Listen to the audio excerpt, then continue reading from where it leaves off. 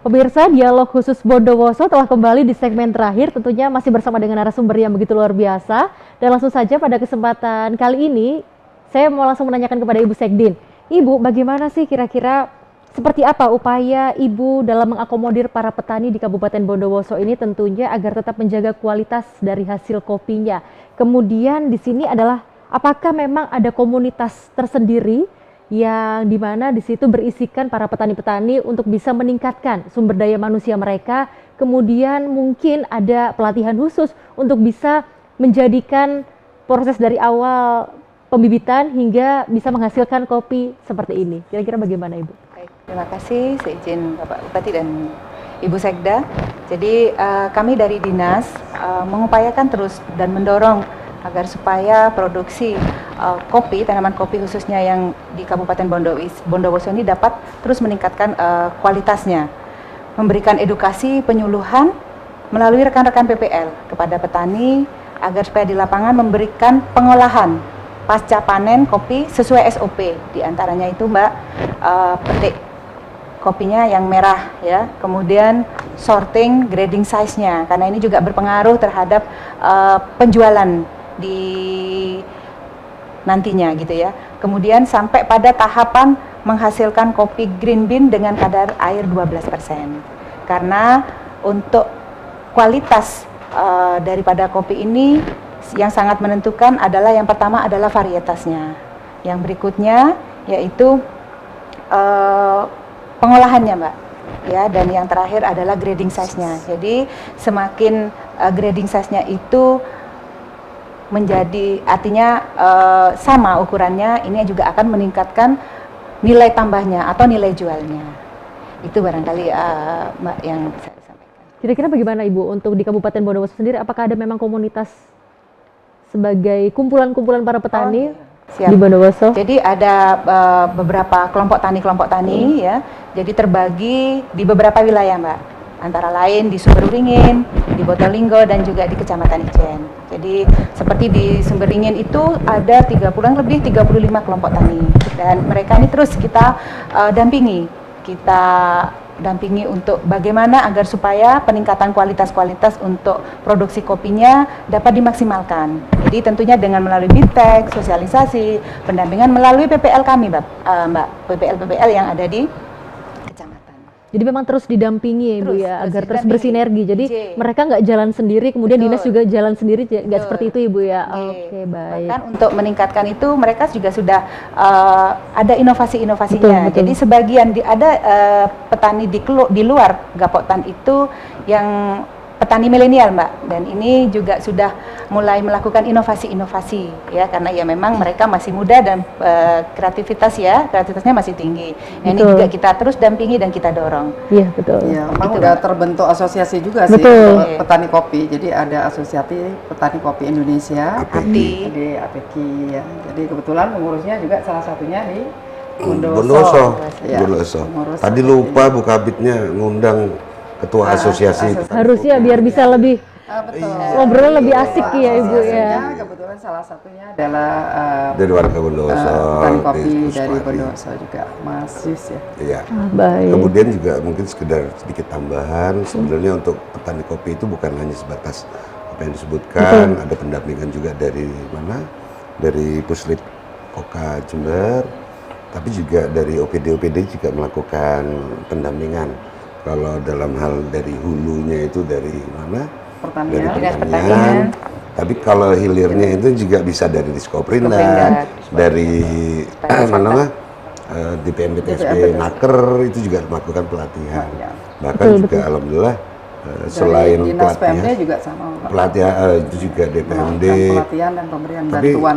Nah, bukan hanya sebatas apa namanya? Pelatihan saja, tapi juga pemberian bantuan. Alat-alat. Alhamdulillah. Ini makanya juga event-event yang dilakukan oleh Dispar, baik itu Dispar maupun dari Dinas Pertanian, itu tujuannya adalah bagaimana perkopian Bondowoso ini juga bisa lebih meningkat lagi. Naik daunnya.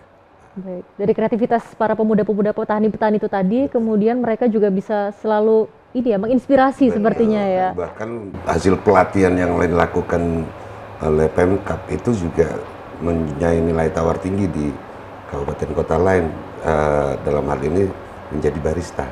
Ini kan juga sebuah lapangan kerja baru. Betul. Terus berinovasi ya mereka ini. Betul. Gen Z Bu ya, betul ya. Gen Z.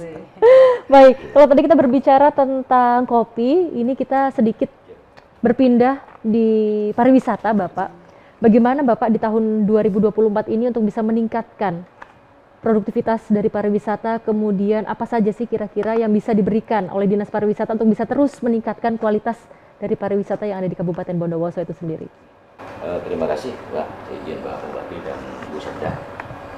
Berkat dari kebijakan beliau untuk di tahun 2024 ini kita lebih mengedepankan promosi. Betul. Promosi karena sangat penting sekali sehingga khalayak banyak bisa mengetahui tentang keberadaan destinasi wisata yang ada di Kabupaten Bondowoso ini.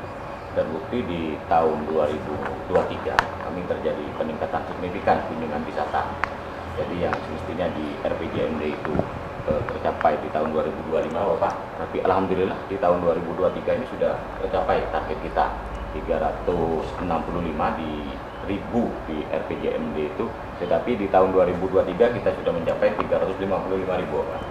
Dan insya Allah di tahun 2024 ini akan meningkat 2 kali lipat lagi berkat kita sudah masuk di jejaring UNESCO Global Geopark itu. Seperti itu. Terkait dengan pembangunan, kita menggunakan pola tematik, Pak.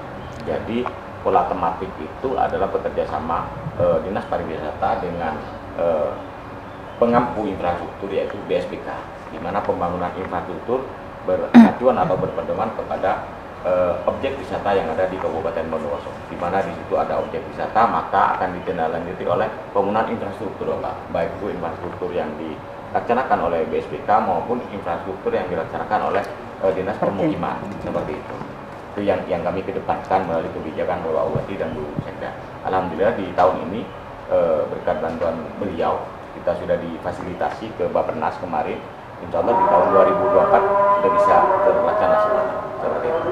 Baik, kalau tadi kita sudah membahas tentang kopi, kemudian membahas tentang pariwisata, bagaimana sih kira-kira pandangan dan juga kinerja untuk PJ Sekda itu sendiri untuk bisa terus Ibu berkolaborasi bersama dengan Dinas Pariwisata, kemudian Dinas Pertanian untuk bisa terus meningkatkan komoditas-komoditas tersebut, pariwisata tersebut untuk bisa mensejahterakan masyarakat di Kabupaten Bondowoso tentunya.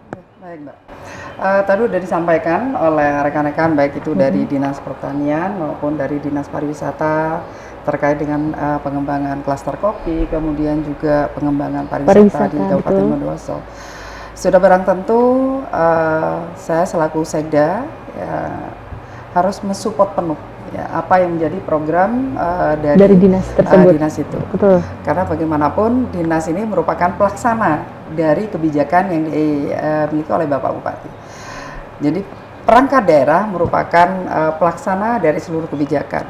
Saya sebagai Sekda memiliki kewajiban untuk mengawal seluruh kebijakan Bapak Bupati itu agar bisa dilaksanakan dengan baik oleh perangkat daerah. Nah, mengawal dalam artian untuk memastikan, memonitoring apakah anggaran yang mereka butuhkan itu sudah tercukupi. Karena kebetulan saya sebagai Ketua Tim Anggaran juga memastikan kebutuhan mereka itu sudah terpenuhi atau tidak. Apa sih yang menjadi kebutuhan dari Dinas Pariwisata terkait dengan infrastruktur misalnya. Tadi sudah disampaikan bahwa pola pembangunan saat ini itu tematik. Ya. Misalnya tema pariwisata. Nah, ini tidak hanya Dinas Pariwisata saja, tapi itu juga menyangkut infrastruktur dan segala macam yang itu juga mendukung progres pariwisata yang ada di kabupaten ya. Misalnya kita akan membangun pariwisata di Kawah Hurung misalnya. Maka akses jalan atau infrastruktur ke arah sana itu juga harus terpenuhi. Nah, inilah tugas dari Sekda untuk bisa mengkoordinir OPD-OPD pengampu untuk bisa berkolaborasi mewujudkan pariwisata yang memang ramah pengunjung ya, apakah memastikan destinasi wisata itu juga sudah aman bagi para pengunjung baik dari sisi infrastruktur ataupun ketersediaan sarana prasarana pariwisata yang lain. Begitu juga di perkopian. Jadi kita akan mensupport apapun yang menjadi kebutuhan dari OPD itu terkait dengan pengembangan potensi yang kami miliki. Betul. Ini tampaknya memang Bu Sekda selalu mensupport apapun yang Bapak dan juga Ibu inginkan sepertinya ya. Ini harus dimanfaatkan secara baik karena memang tujuannya adalah untuk mensejahterakan masyarakat di Kabupaten Bondowoso. Baik, seperti itu. Terakhir nih, Bapak, saya pengen dengar nih closing statement terakhir, bagaimana sih pandangan Bapak terhadap perkopian di Bondowoso, kemudian pariwisata di Bondowoso juga, dan bagaimana untuk kedepannya di Kabupaten Bondowoso? Saya sangat berharap karena kopi di Bondowoso ini juga yang istilahnya salah satu yang terbaik di Indonesia. Ini ke depan bisa lebih mendunia lagi karena tentunya keuntungannya bukan buat Pemkab tapi justru untuk masyarakat Bondowoso. Ini makanya saya juga wisata edukasi terkait dengan perkopian itu juga lebih ditingkatkan, lebih dioptimalkan. Selain itu juga ini kan sama dengan keterkaitan dengan pariwisata tentang perkopian itu sendiri. Nah, selain itu juga infrastruktur, sebenarnya infrastruktur terkait pariwisata bukan hanya sebatas jalan atau jalan lingkungan, tidak, tapi banyak infrastruktur lain. Semisal di sini masih belum ada jaringan air bersih, bersihnya yang lain-lain.